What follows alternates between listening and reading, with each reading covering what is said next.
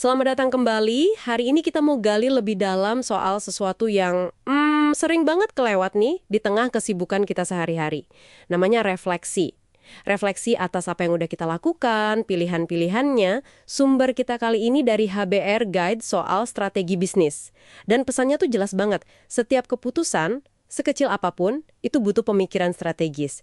Jadi, misi kita sekarang ini ngebongkar kenapa sih refleksi ini penting dan gimana caranya biar kita nggak cuma ya sibuk lari aja, tapi larinya benar ke tujuan gitu. Nah, seringnya kan gini, kita tuh kayak kejebak di mode gerak cepat aja gitu. Pokoknya kejar target, beresin tugas. Sumber kita ini nunjukin ada kebingungan yang umum banget. Antara apa itu strategi, apa itu tujuan, sama apa itu sekedar aktivitas atau taktik harian. Banyak loh yang mikir, kalau udah punya daftar tujuan, ya udah itu strateginya. Menurut Anda, kenapa sih bedain ini tuh fundamental banget? Kok kayaknya dasar tapi sering kelewat deh. Iya betul, fundamental sekali Mas. Karena gini, tanpa ada pemikiran strategis di baliknya, tindakan kita tuh ya bisa jadi cuma kesibukan aja, lari kencang, tapi malah nabrak tembok atau nyasar. Sumber kita ini negasing banget, strategi itu bukan cuma soal komitmen jangka panjang gitu. Bukan sekedar daftar keinginan, tapi lebih dalam, soal fondasi bisnis kita. Dari mana sih nilai buat pelanggan itu datang? Apa yang bikin biaya naik? Gimana cara kita bersaing secara unik? Nah, refleksi ini kayaknya bisa dibilang kayak kita ngaca sambil lihat peta gitu. Ngecek, langkah-langkah kecil harian kita ini beneran nguatin fondasi tadi nggak? Atau jangan-jangan cuma muter-muter di tempat yang sama? Kita sibuk ngerjain hal yang bener, atau cuma sibuk aja? Bikin rencana besar di awal tahun aja ya. Ini nyambung dong sama ide kalau strategi itu nggak kaku, nggak statis gitu.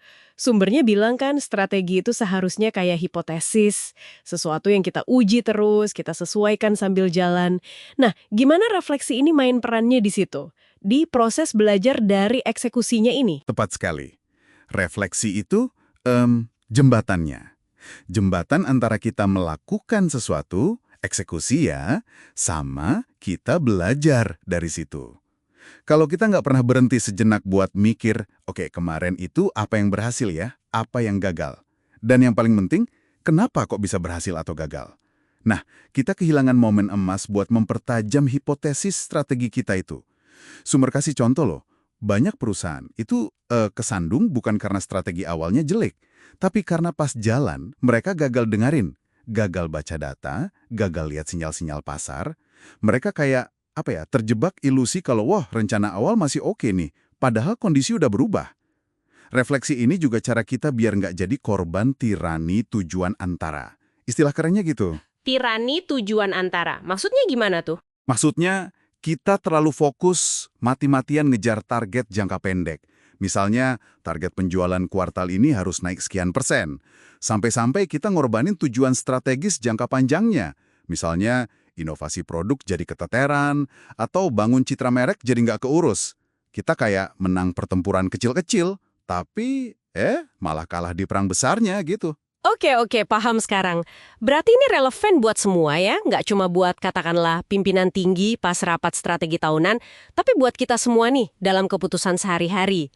Tapi jujur aja nih ya, di tengah tekanan kerjaan, deadline mepet, gimana sih cara realistisnya kita bisa bangun kebiasaan refleksi strategis ini? Kedengarannya kayak butuh waktu ekstra gitu, yang seringnya kita ngerasa nggak punya. Kuncinya sebenarnya bukan nambah jam kerja, tapi lebih ke mengubah cara kita pakai waktu yang ada. Coba deh, tanamkan budaya bertanya yang cerdas.